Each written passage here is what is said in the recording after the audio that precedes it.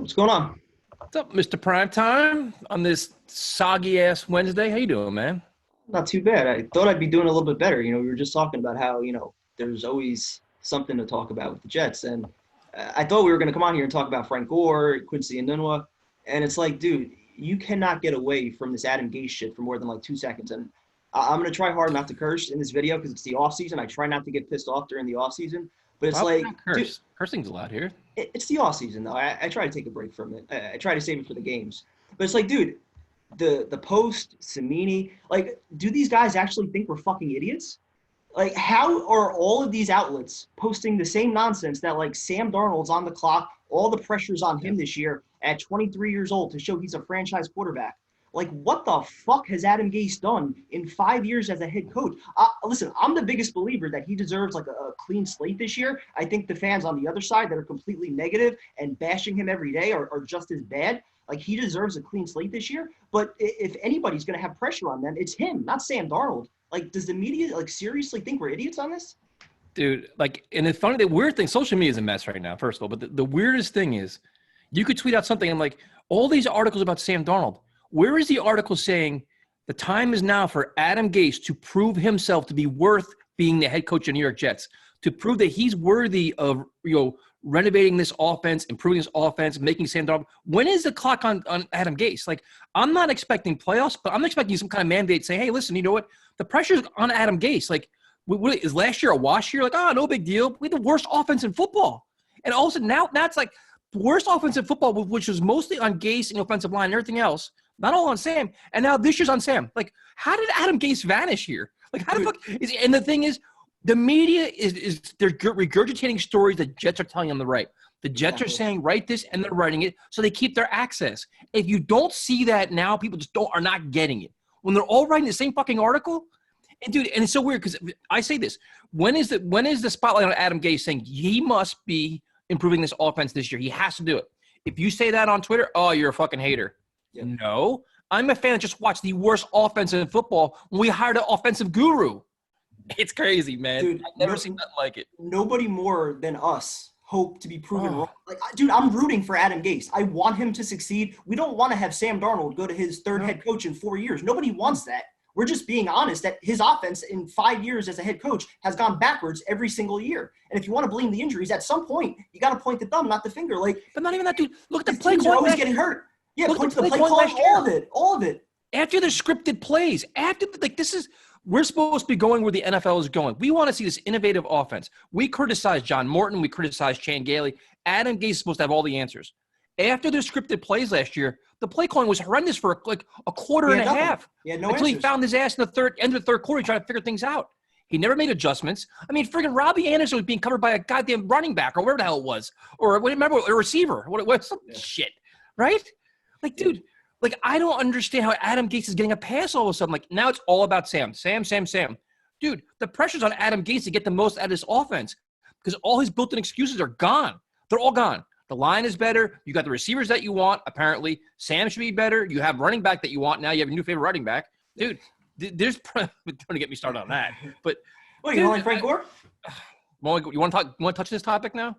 All right. You want to get on this topic now? I do, actually. Because – I don't understand why there's such outrage about it. I'm not saying, like, I prefer to sign a 37-year-old running back, but he's going to be the third running back on the depth chart. Is there anything wrong with putting a guy with a Hall of Fame resume who's top 10 rushing all time with Sam Darnold? He's going to be a mentor to Pierre. And I understand you have Le'Veon Bell, who should also be that mentor. I completely agree with that.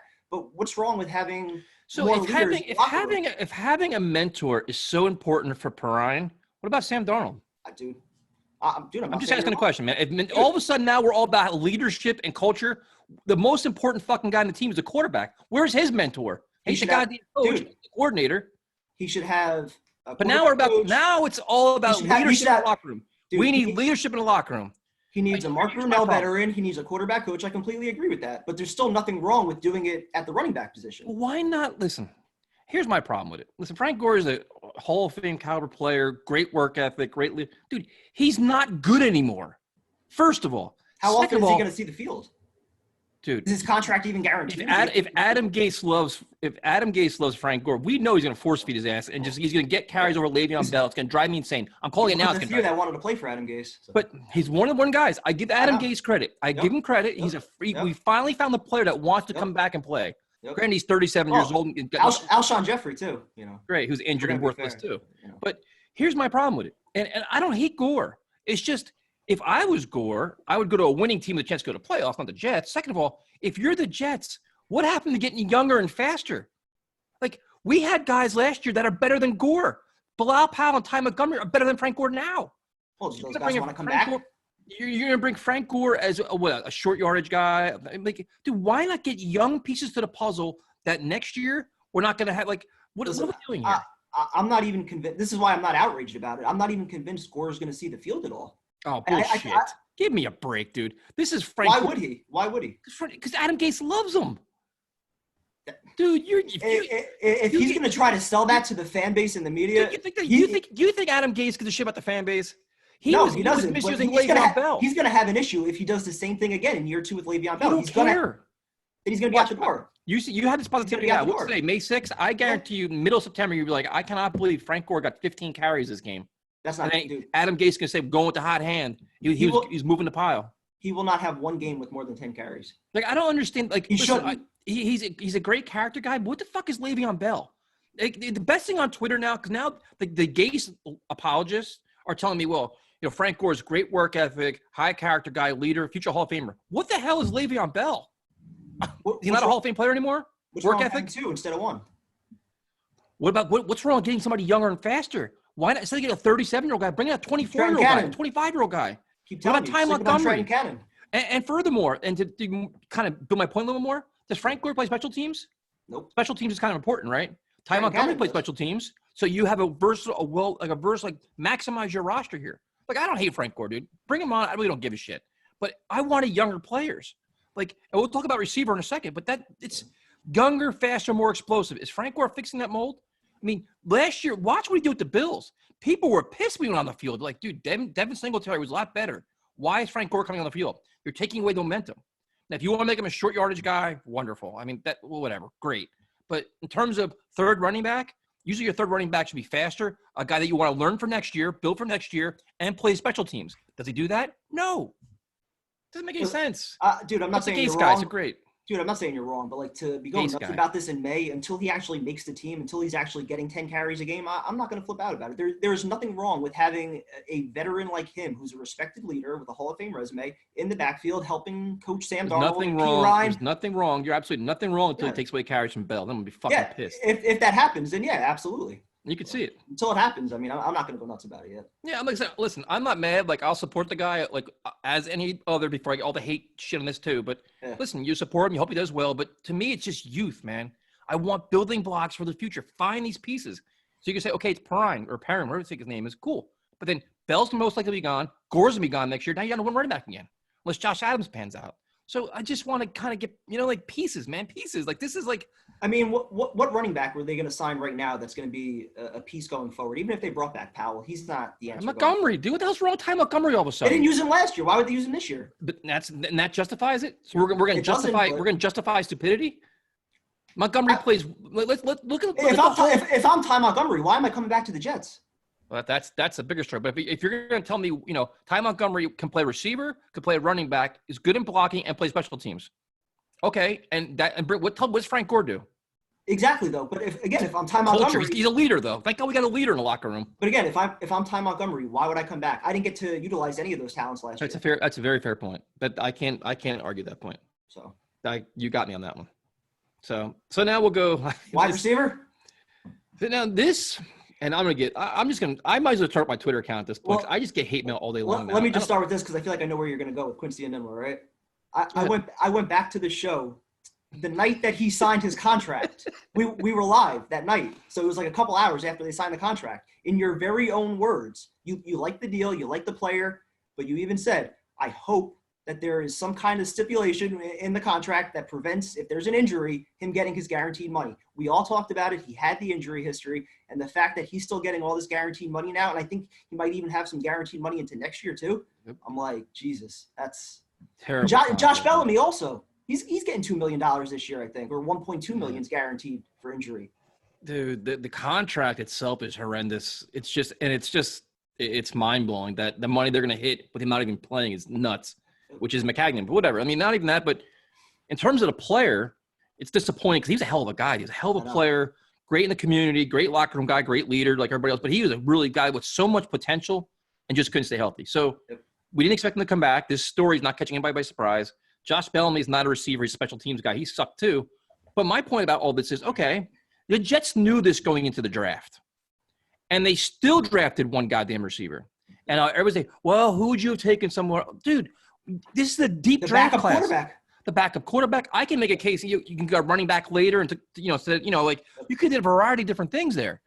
But you knew going into the draft that these two guys weren't coming back. And they had a deep draft class. You got Mims. You can't be content with that. No. And now the new thing is we're going to sell me on Vincent Smith and you're going to sell me on Braxton Berrios and Doxson and everybody else. And Cager and Campbell. Yeah, but it's just, why not draft the most talent you can get in this quality class? I still will not understand it. And I'll repeat myself. I want young talent. I want building blocks around Sam, running back, wide receiver, tight end, everything you can get. And this today kind of maximized that. So now you're like, all right, this didn't work out the way we planned. We didn't draft the guy. We got these now. Cager's going to be the next big thing. Great for him. But to me, it's like you got to look at, what are your other options? Do you look at a Paul Richardson? Do you look at a Taylor Gabriel? Do you look at, do you try to trade for somebody? Alshon Jeffrey's hurt, dude. Yeah. I don't know why the hell anybody would trade for a hurt guy with a shitty contract. It makes no sense to me at all. Yeah. But, do you look at some of those guys, trade at Curtis Samuel? But, to me, the job's not done at wide receiver. I still want more pieces. And I don't think it's unfair to think so because you're counting on a rookie, Mims, to be a big contributor, which could be difficult, right? Crowder's good. Perryman – the scarier part is that you're one injury away from pretty much being in the same position that you were last year. And that's Perryman goes down, then what? Exactly. And that's not even knowing if Perryman can fill the shoes of Robbie Anderson. And God forbid Crowder goes down. Jesus Christ, it'll be even worse position. Yep. So I just think you need more pieces. And today, like I said, I wish Quincy nothing but the best. He came on our show, 3 times? Awesome guy. I had nothing but respect events with him too. Yeah, great dude. Shitty contract, but we knew this was coming. And, I'm hoping, like I said, it's only May 6th. There's plenty of time to figure these things out. You can make another move, do things, but I want more young guys. No 38-year-old guys. Don't bring back Demaryius Thomas and sell me some shit with that. I don't want Demaryius Thomas. Let's get some young guys in here, man. Dude, I completely agree, but I think going back to what we've been talking about for the last few weeks, Joe Douglas's plan, I think this year, it's an evaluative year. So that includes potentially guys like Dotson, Berrios, Vincent Smith, getting some of these undrafted kids, maybe some reps. I think that's what it's going to be. So a lot of guys that maybe don't have futures here are going to get some opportunities. And, if it comes to a point where they have to make a move, they have the ammo to. They're going to have cap space in the future. They have all their draft picks, for next year. So, I'm hoping that next year, that's where, he's going to try and maybe move up, target, one of the number 1 receivers. They're saying next year's class is just as good as this year. It kind of reminds me of the quarterback debates that we used to have where every year, the next, great quarterback's coming out. But, yeah, dude, I wanted 2 receivers just like you did. So I'm a little bit disappointed there. And, yeah, I think the job's not done. I think they got to target somebody, at least for some competition. Yeah, and so then you look at that. So you have the running back kind of there. You have the wide receiver. Now there's stories that Jadeveon Clowney can come at a discount because he's obviously not getting them. Doesn't have the market that he wants. He's probably going to play for a 1-year deal, like a prove-it deal, because you got to get physical. You can't, he's got so many injury risks. You got to worry about that. Yeah. And to be honest, I still say no. I'm still not interested in him.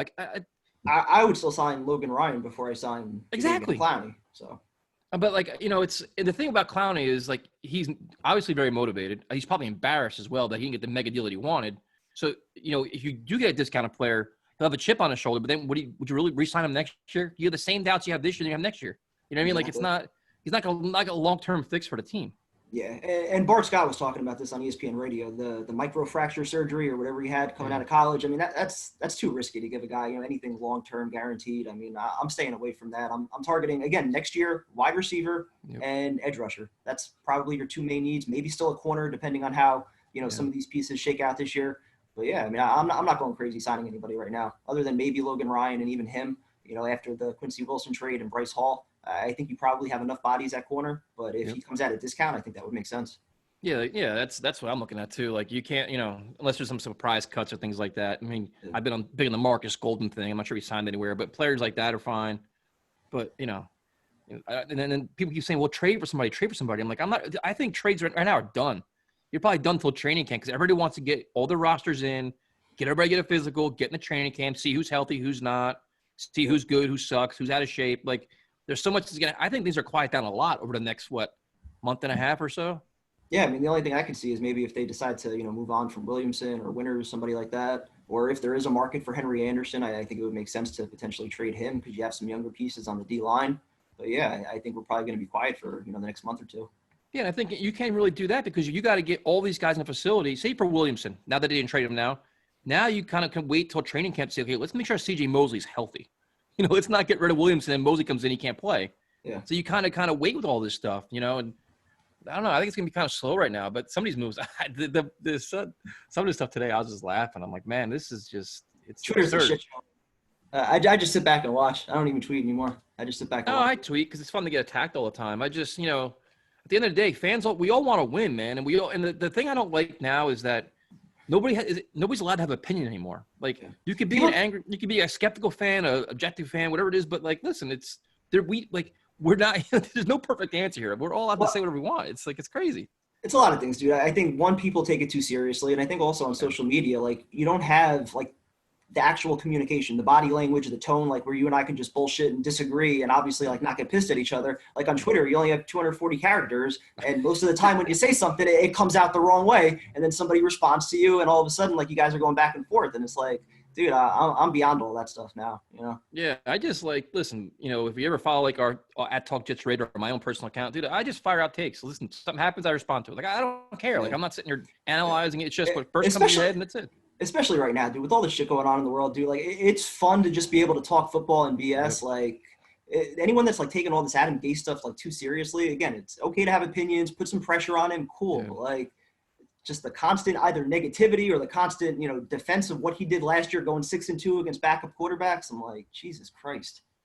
Yeah, and now the other thing too is the schedule comes out tomorrow night, 7:30. The Jets are going to announce their schedule, and they announced that there's no single game tickets available, which is no surprise.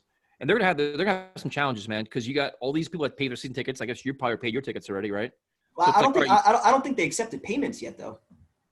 Some people said they paid or if already. They did. They deferred them for a couple months. I don't know if they're accepting them yet. My dad usually handles all that, so.